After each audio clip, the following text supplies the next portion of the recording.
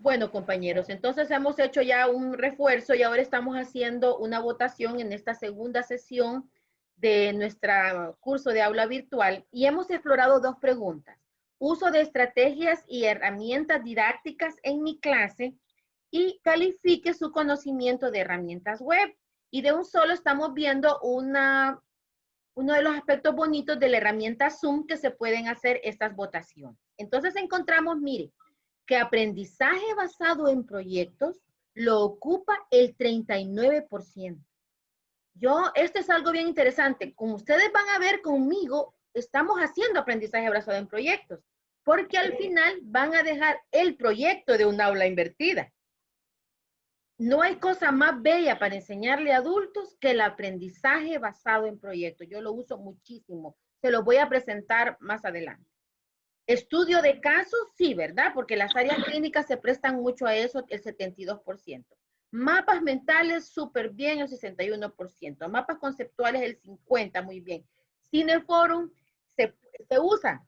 Hoy voy a hacer con ustedes Cineforum. La semana pasada vimos un video, tuvimos preguntas detonadoras y las vimos. Pero yo a veces ocupo una película entera. Ahora, esto depende de la materia. Por ejemplo, yo doy ética en el primer año de salud pública y les presento dos películas espectaculares que se prestan mucho para ello. Se prestan para ello, que son, bueno, dos películas. Y claro, uno tiene que estudiar la película, sacarle buenas preguntas, darles una guía de Cineforum y luego presentarla. Pero sí se presta mucho la bioética para, por ejemplo, para eso y las ciencias sociales. Aula invertida, pues después de esta clase, ustedes la van a usar, videoconferencia, pues todos estamos en eso. Conocimiento de las herramientas, excelente, estoy a la vanguardia, pues yo creo que ninguno de nosotros. Creo que todos andamos ahí como muy buenos, andamos explorando cosas. Bueno, regular, ese va a tener que meterle muy duro y gracias a Dios nadie es ni tecnofóbico ni está muy mal. Ok, yo creo que salimos muy bien. Bueno. Vamos a dejar de ver esto. Sigo compartiendo la clase de ahora. Entonces, habíamos terminado ya de ver todo esto y vamos a lo que nos ocupa este día.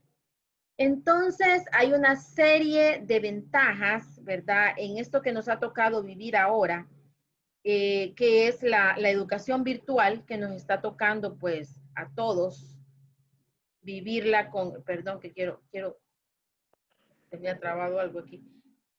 Ay, perdón. Bueno, en estas ventajas de la educación virtual que nos ha tocado, quizás no estábamos preparados para el momento como miren, todos los sistemas educativos dicen eso, aún los más desarrollados, aún las grandes universidades. Yo le oigo decir esto a la Autónoma de México, al Tecnológico de Monterrey, a las universidades sudamericanas como la Católica de Chile.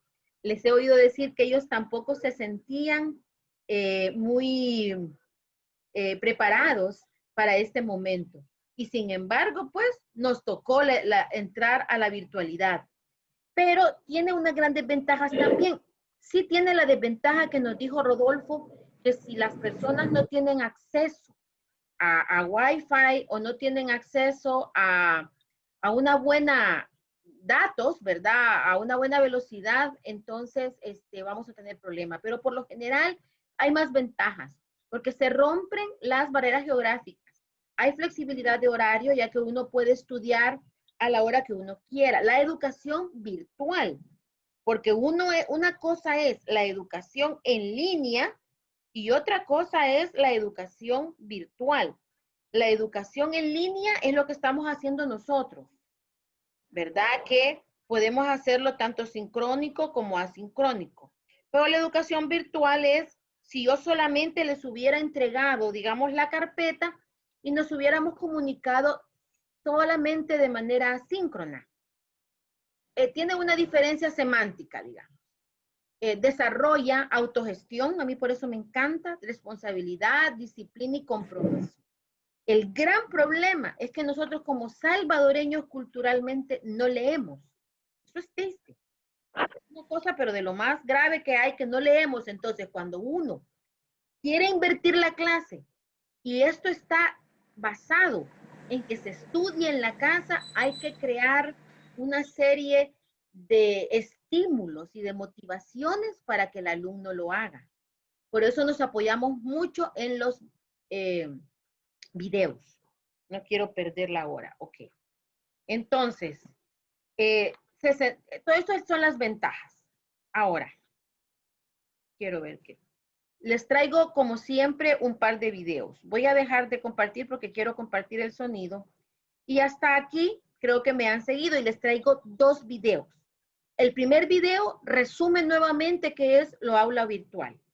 Y el segundo video tiene que ver con un tema muy importante, que es el uso de los celulares por parte de los estudiantes en las aulas.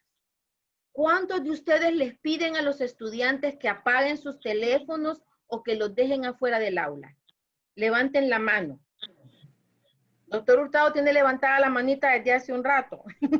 A menos que vaya a votar que les pide que dejen los teléfonos. ¿Cuántos les dicen a los estudiantes que dejen el teléfono afuera? Ok. No les dicen, bueno. Yo no se los digo, porque los usamos en clase los teléfonos. Y eso es parte del aula invertida. Y se llama Bring Your Own Device, o sea, traiga su propio dispositivo. Entonces, les convertimos su teléfono en un mecanismo de investigación, en un dispositivo de investigación y de que estén estudiando con él en la clase. Es más, yo les motivo a que, yo estoy diciendo lo que es aula invertida, compañeros, pero si ustedes quieren entrar en sus teléfonos a Google y buscar cualquier otra cosa que complemente lo que yo estoy diciendo, yo los reto a que lo hagan, los desafío. Pero para eso tengo que estar bien preparada para mi clase, ¿verdad? Como estamos entre docentes aquí, estamos hablando en la confianza. Pero yo sí los reto y se los hago y se los digo, ¿verdad? Porque ¿por qué les decimos que los escondan? Porque están en Facebook y todo. ¿Qué pasa si les enseñamos a usarlo? Y aquí les traigo yo una propuesta para ello. Esos son los 2 videos que vamos a ver. Así que déjenme que les comparte estos videos y vamos a compartir nuevamente mi pantalla.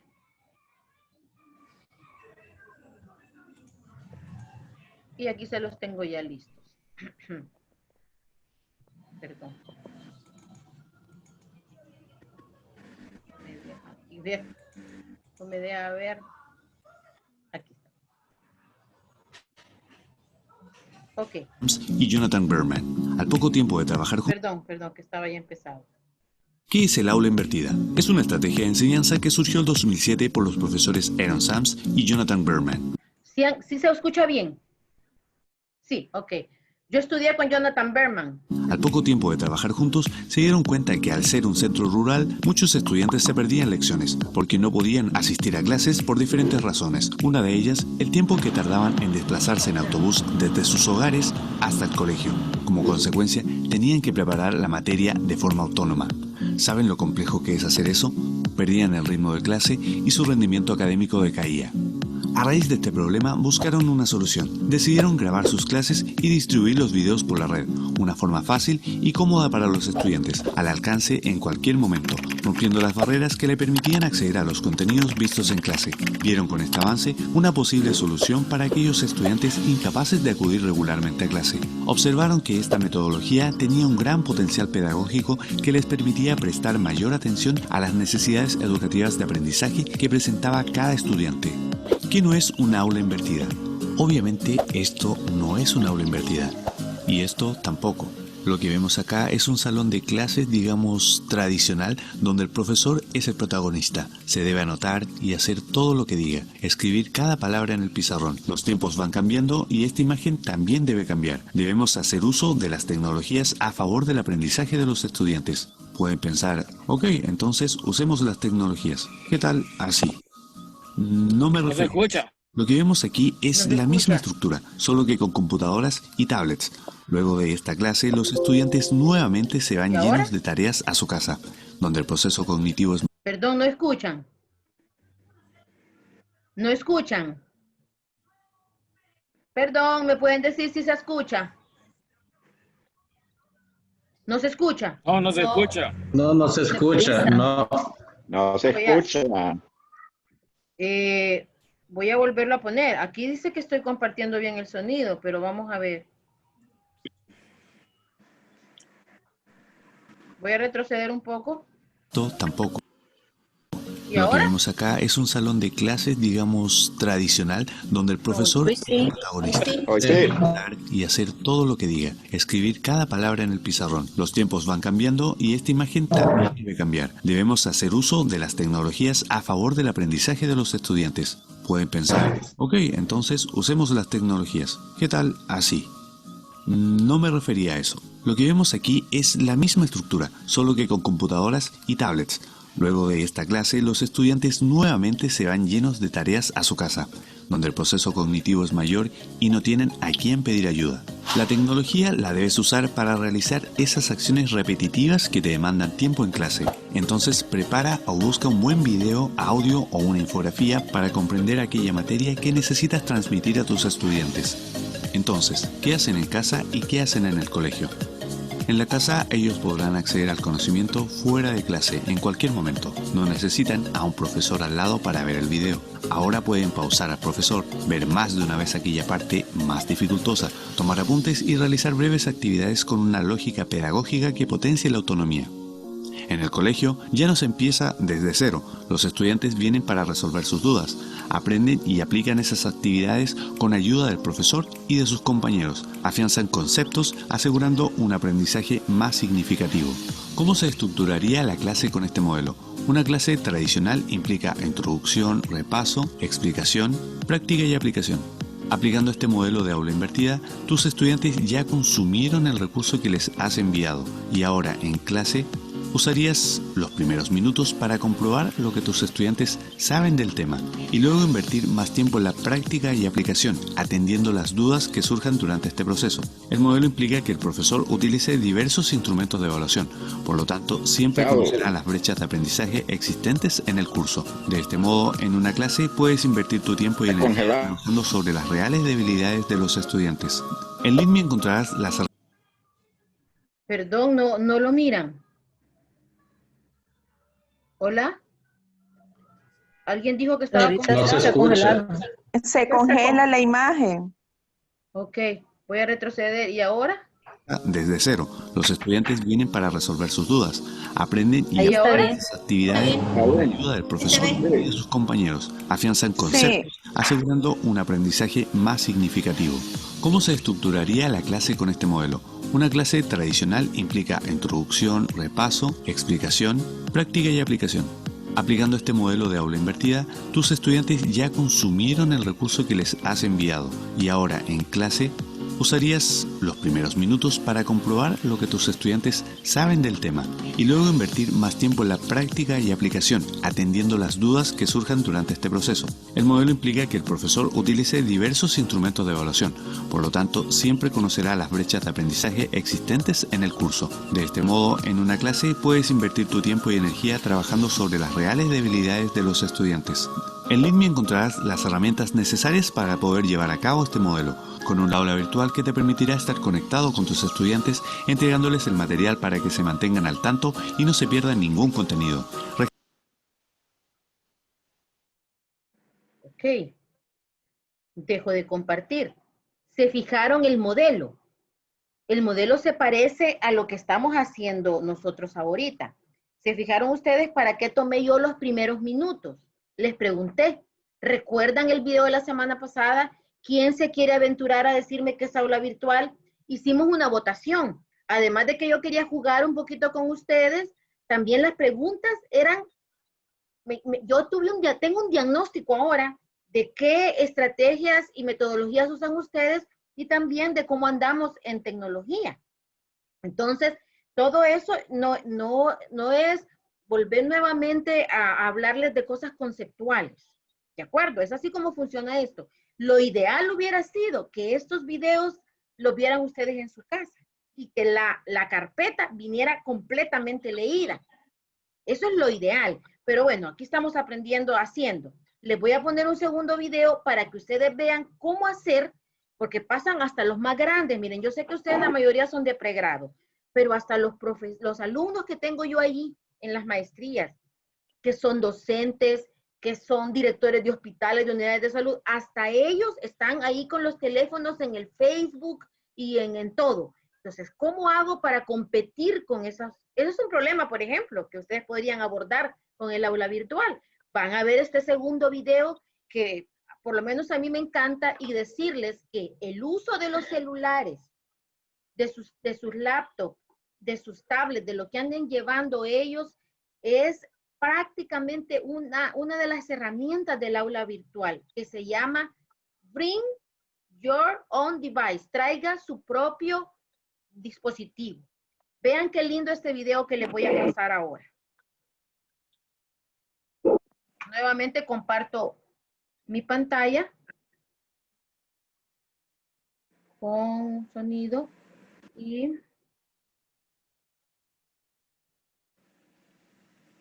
por favor pongan atención que este video para mí es impresionante. Buenas tardes.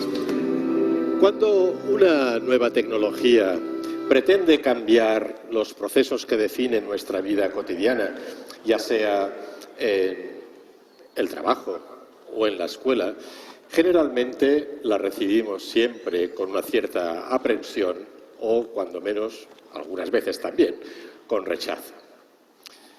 En educación, esta aversión al cambio se explica muy bien, porque una parte importante de lo que hacen las familias y los centros escolares es precisamente conservar nuestro patrimonio cultural y los valores que nos definen.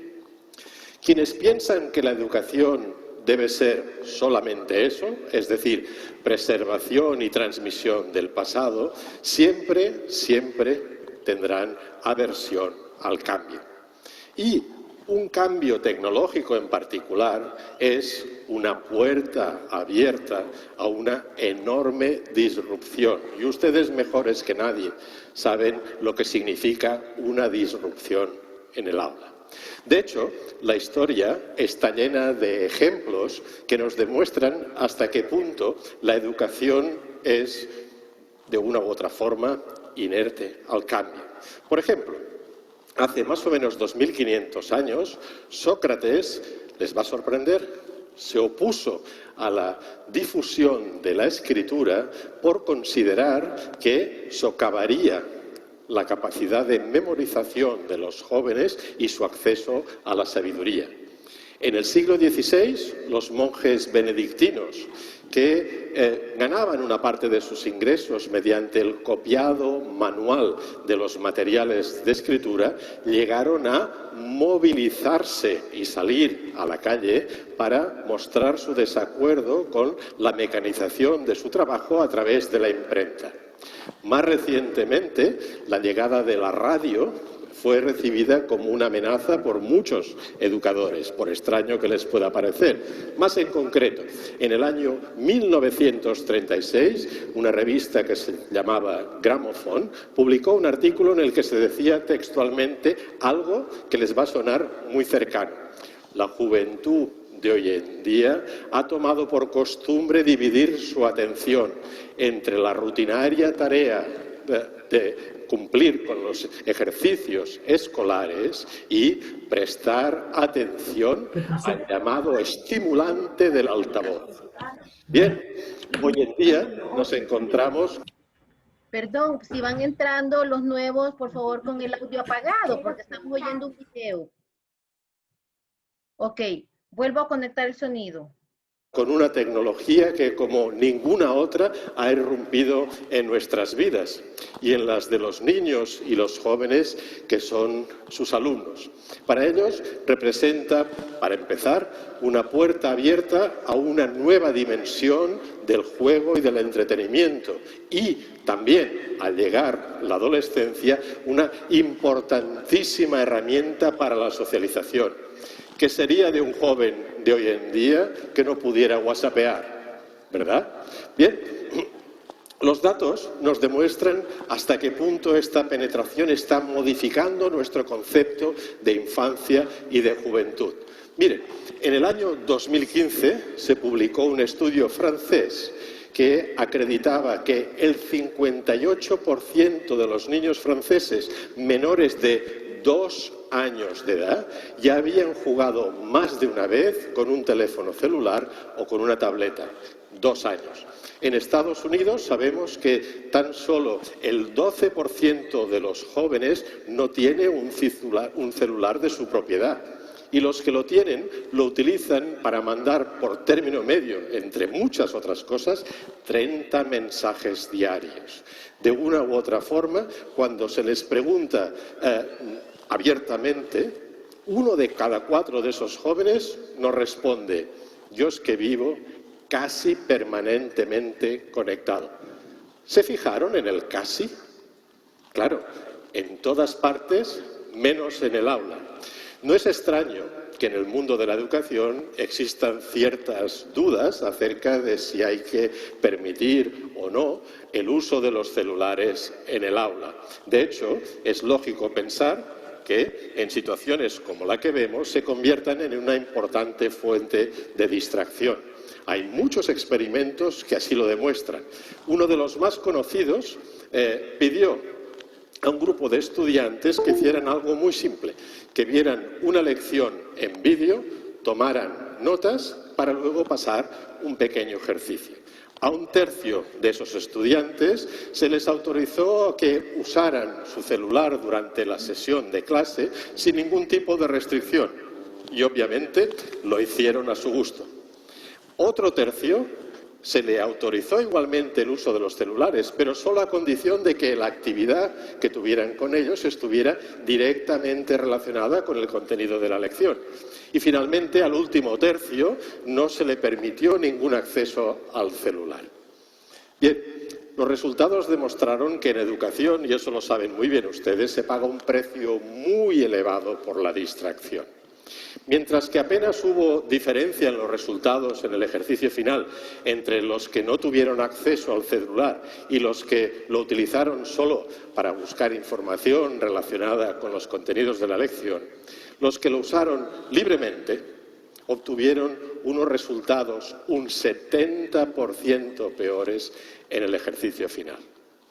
Un estudio reciente de la Academia Norteamericana de Pediatría encontró una correlación entre la frecuencia de uso de los niños y jóvenes de celulares, tabletas y computadoras y la cantidad de ocasiones en las que no presentaban sus tareas escolares. Datos como estos se han utilizado para, efectivamente, demonizar el uso de estos dispositivos, no solo en general, sino específicamente en educación. Se piensa que de una u otra manera van a convertir a los niños y a los jóvenes en, si me permiten la expresión, idiotas conectados que van a fallar en la realización de sus tareas escolares, obtendrán muy malos resultados y por consiguiente tendrán negrísimas perspectivas de éxito futuro, no solo en la escuela, sino en general en la vida. Pero algunos de ustedes me dirán, bueno, pero es que el tema no son los celulares, el tema son las aplicaciones. Y en parte tienen razón, pero solo en parte. Miren, existen millares de aplicaciones que se autoproclaman educativas. Pero de hecho, en la App Store, por ejemplo, menos del 10% es capaz de presentar algún tipo de evidencia de la bondad de los resultados que se obtienen mediante su uso. Y aún es menor el porcentaje de esas aplicaciones que contiene algún tipo de orientación dedicada a los adultos, sean las familias o sean los docentes, para saber verdaderamente cómo extraerle partido. No es extraño en estas circunstancias que en muchos centros escolares, a pesar de que las políticas públicas permitan afortunadamente su uso, en muchos centros escolares se prohíba efectivamente su uso, por distintas razones, entre otras muchas, porque la naturaleza digital del dispositivo y de los contenidos con los que se trabaja es lo más opuesto a la cultura dominante del libro impreso, que caracteriza la mayor parte de nuestros centros escolares. De una u otra forma, lo que es importante es darse cuenta que esta negación de la existencia de esos celulares puede ser considerada por los docentes como cerrar la puerta a la amenaza de que exista un desafío a su autoridad como demiurgos del conocimiento, es decir, la puerta de acceso única al conocimiento y a la verdad. Pero la realidad es que, visto desde la perspectiva del alumno, existe una enorme contradicción entre su vida cotidiana fuera de la escuela y dentro de la escuela. La herramienta más importante en su vida fuera de la escuela está prohibida, cuando no perseguida dentro del aula. Bien, esto es paradójico. Fíjense, porque tenemos otras tecnologías, por ejemplo, los bolígrafos, que nunca prohibiremos. A pesar de eso, sabemos que gracias a los bolígrafos hay muchos alumnos que escriben con faltas de ortografía, ¿verdad? Y también hay muchos alumnos que cuando nos damos la vuelta se pasan notas que han escrito con el bolígrafo de unos a otros, ¿verdad? Y a pesar de eso, a pesar de esos riesgos, no prohibimos el uso de los bolígrafos. Al contrario, los consideramos una herramienta esencial para enseñar a que los niños y jóvenes escriban con corrección. Bien, ¿qué sucede con los celulares? Ustedes me dirán, parte del problema radica en que los docentes no tenemos las capacidades adecuadas. No sabemos cómo extraer verdaderamente jugo a esa herramienta desde el punto de vista pedagógico. Pero en el fondo también hay algo mucho más importante que tiene que ver con nuestra concepción del papel de la escuela en la formación de las generaciones futuras. Creemos que el papel fundamental de la escuela es enseñar a los niños y jóvenes que su futuro tiene que ser lo más parecido posible a lo que fue nuestro pasado. ¿O por el contrario, nuestra misión es ayudarles a que inventen su futuro, como decía la canción que escuchamos, aprendiendo del pasado y comprometiéndose con el presente? Esa es la cuestión verdadera. Si responden verdaderamente que creen en una escuela que sea relevante para los niños y los jóvenes que viven en el mundo de hoy, verdaderamente no tienen opción.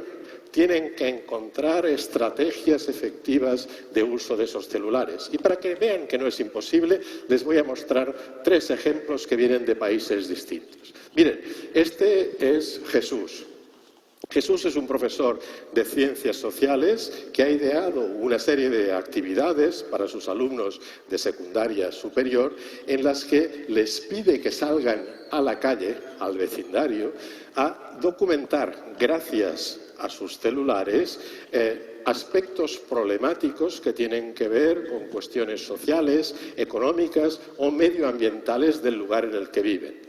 Y lo hacen tomando fotografías con su celular, grabando vídeos, entrevistando a los vecinos y también a los representantes políticos que tendrían que ofrecer soluciones a esa problemática y finalmente publicando los resultados de su investigación en una revista digital. Este es el caso de Jesús.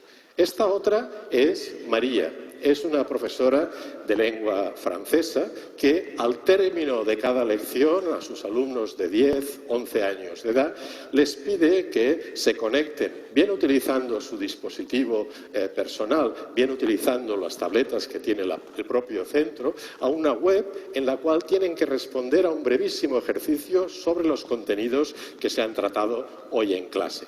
Ese brevísimo ejercicio nos sirve para cualificar a cada uno de los alumnos, pero sí le es extremadamente útil a María porque gracias a esos resultados sabe perfectamente si en la próxima clase debe insistir en algunos elementos que ya trató, si algunos de esos elementos no fueron comprendidos absolutamente por nadie en la clase y todavía más importante, cuáles son los alumnos a los que debería prestar más atención, ya sea porque pueden ir más rápido o por el contrario, porque requieren un apoyo adicional. Y finalmente, este es José. José está convencido de que el hecho de que sus alumnos tengan en su bolsillo un celular no solo supone un enorme ahorro económico a la escuela, puesto que ya no es necesario comprar más equipamientos, los chicos y las chicas vienen a la clase con ellos, sino que además piensa que gracias a esos celulares puede llevar los procesos de enseñanza y aprendizaje a otro nivel. con 3 compañeros más de otros centros, ha construido una serie de lecciones en vídeo utilizando una tecnología muy simple que están disponibles en YouTube. Y les pide a sus alumnos que una vez a la semana visualicen en casa, ¿por qué no?, utilizando su celular, una de esas lecciones. Cuando los alumnos van a clase al día siguiente, José no les va a contar ninguna historia como un loro. Les va a permitir que planteen sus dudas a partir de ese vídeo que vieron y, sobre todo, va a utilizar el tiempo de clase para experimentar soluciones alternativas a los problemas que surgieron en ese vídeo. Como ven, Jesús, María y José representan 3 estrategias distintas de aprovechamiento del potencial de una herramienta que no solo está en los bolsillos de los alumnos, sino que forma parte de su vida cotidiana y lo seguirá siendo, como también forma parte de su propia vida cotidiana. Entonces, la pregunta es muy simple. ¿Están ustedes de acuerdo en apoyar y aplaudir a Jesús, María y José en estos esfuerzos? ¿O por el contrario piensan que es mucho mejor seguir prohibiendo la utilización de los celulares en el aula? Miren, si quieren que les dé mi opinión personal, yo creo que ha llegado el día en que para saber si un buen docente, una buena profesora, está realmente comprometida con una docencia de calidad y relevante para sus alumnos, basta con poner mucha atención a las primeras palabras que va a pronunciar cuando se inicie la clase. ¿Adivinan cuáles son? Enciendan los celulares. Empieza la clase. Muchísimas gracias.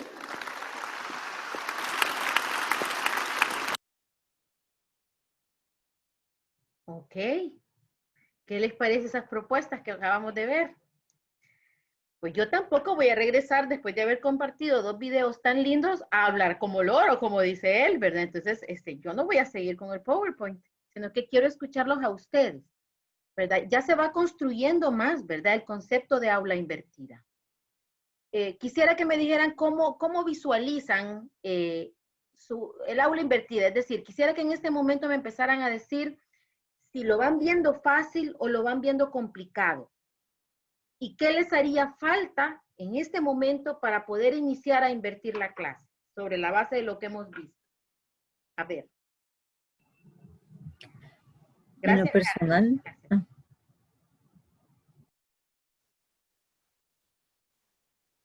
No se escucha. No se escucha, Carmen. Al principio sí, pero después ya no. ¿Ahora? Muchas gracias. Siempre lo comentamos con las compañeras en odontología, que de alguna manera nosotros desarrollamos esta técnica sin saber el nombre, por la aplicación de la forma en que se desarrollan los casos clínicos, que se tiene que dar antes la parte teórica y luego ellos descubren en la clínica y luego lo presentan, ¿verdad? Redactan y nos informan acerca de esto. Pero creo que nos haría falta dentro del desarrollo, dentro del aula o cuando se están dando las indicaciones, algunas aplicaciones tecnológicas, como usted lo hizo, ¿verdad? Me encantó lo de la votación. Yo también me voy a meter a mi cuenta de Zoom para investigar acerca de eso. Y lo hemos logrado. La primera vez y dentro del congreso que tuvimos a medio año, en donde nos enseñaron las bondades que tiene Zoom, haciendo grupos, lo trabajamos en el aula y los estudiantes se sorprendieron. Yo pensé que yo era la única sorprendida, pero también los estudiantes lo hicieron, ¿verdad? Y ellos saben más de tecnología y me dicen, esto no lo sabíamos que se puede hacer en Zoom.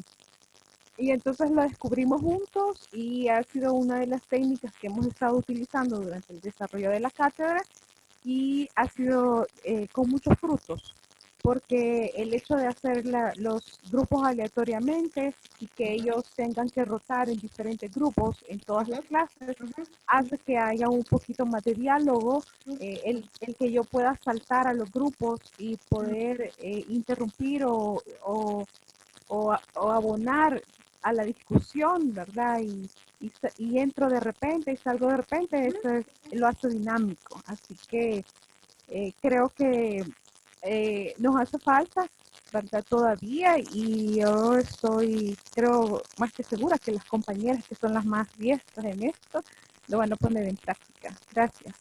Gracias, Carmencita, muy amable, gracias. Les voy a subir la clase de ahora porque no la voy a terminar de dar porque no es importante que yo les empiece a decir y las cualidades del aula virtual y las aristas del aula virtual, invertida.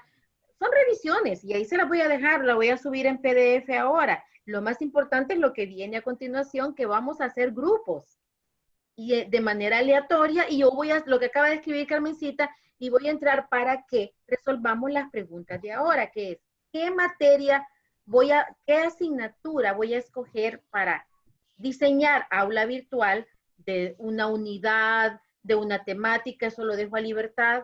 ¿Qué problema de didáctica voy a resolver? Y tercero, vamos a aplicar la guía que les mostré ahora, que está en la carpeta. Ok, ¿alguien más que quiera opinar sobre lo que hemos venido viendo en estos videos? ¿Alguien más? ¿Les he movido un poquito el piso?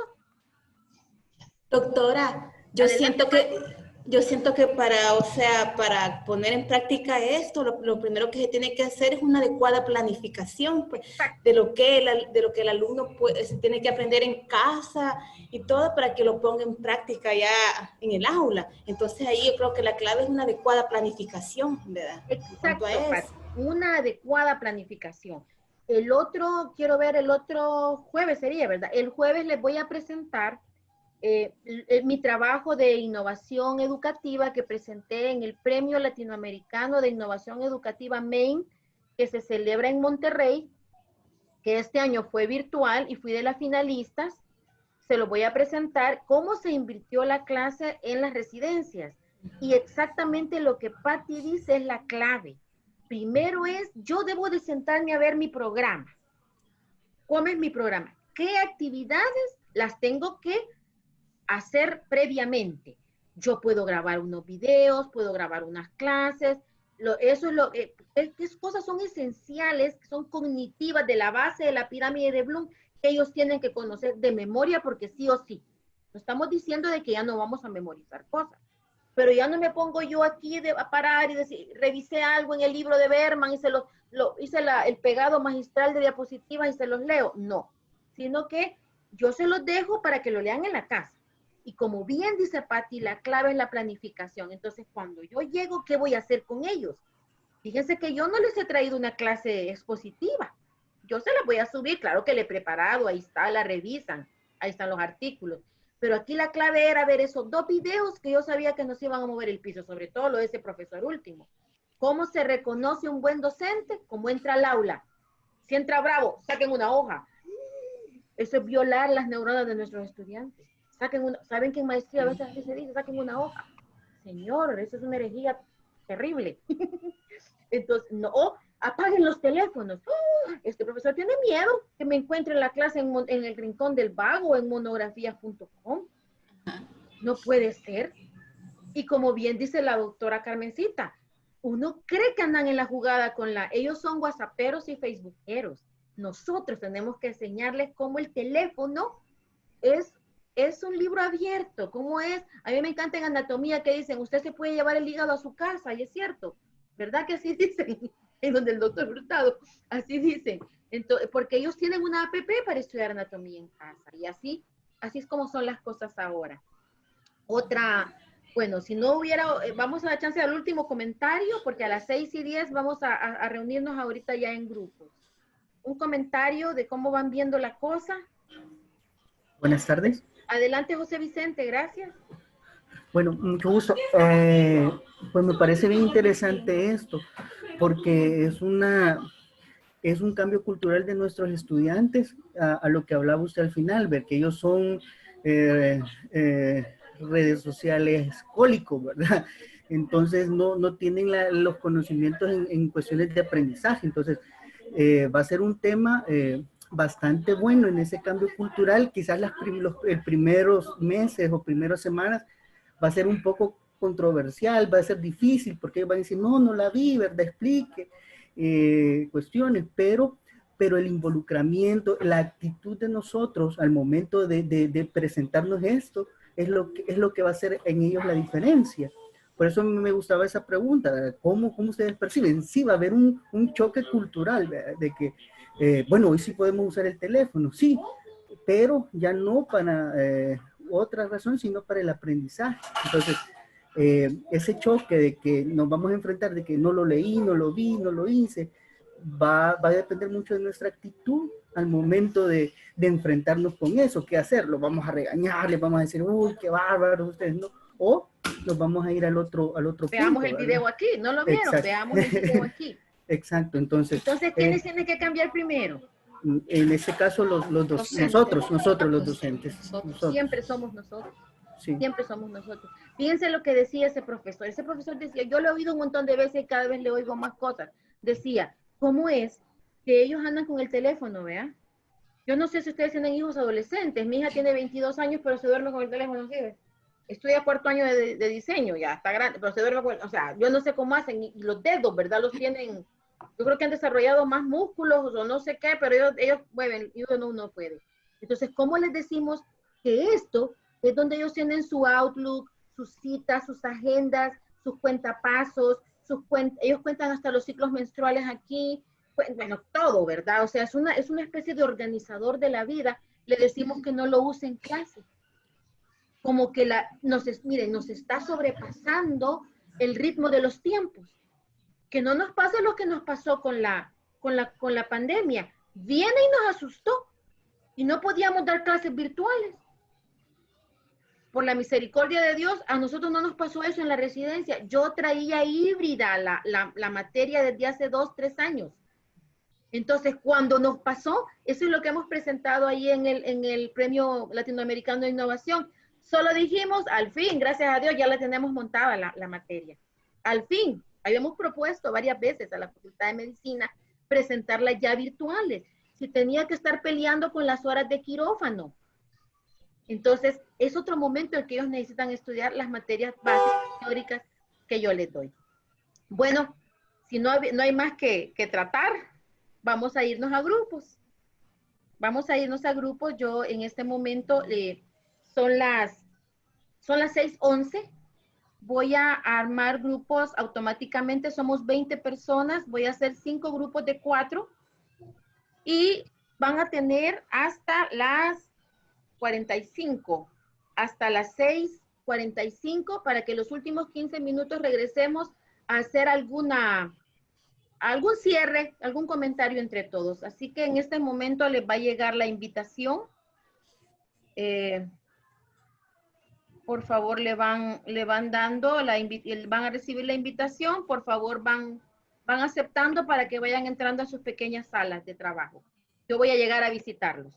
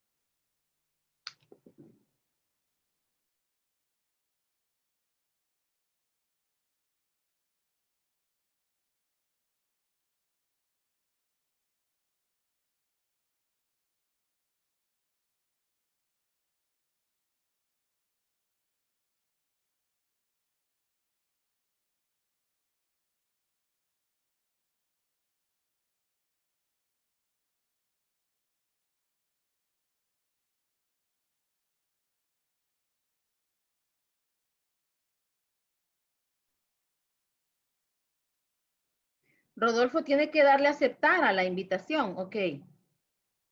Me falta, ok, adelante.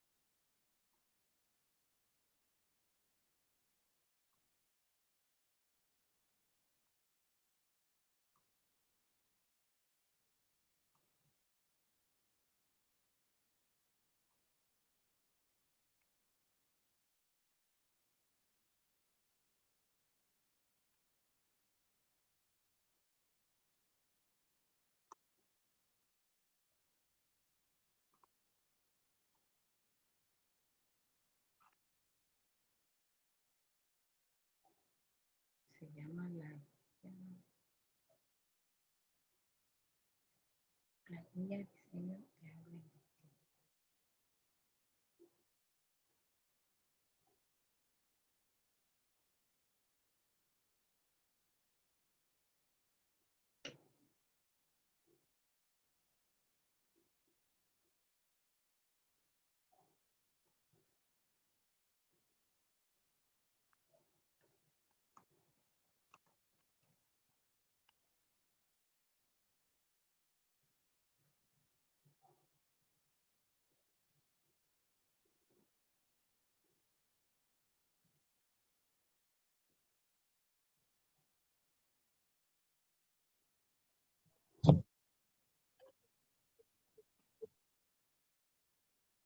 Ya tenía grupo, ¿verdad?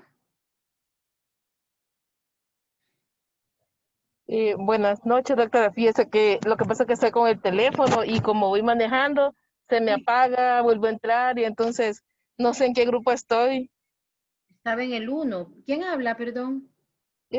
Arelio Manzar, la licenciada Arelio Manzar. Ah, ya. Ya voy a ver. Estaba en el grupo 1. Quiero ver. Ahí está ya. Ya la Ahí puse. está. Cuidado al manejar ahí.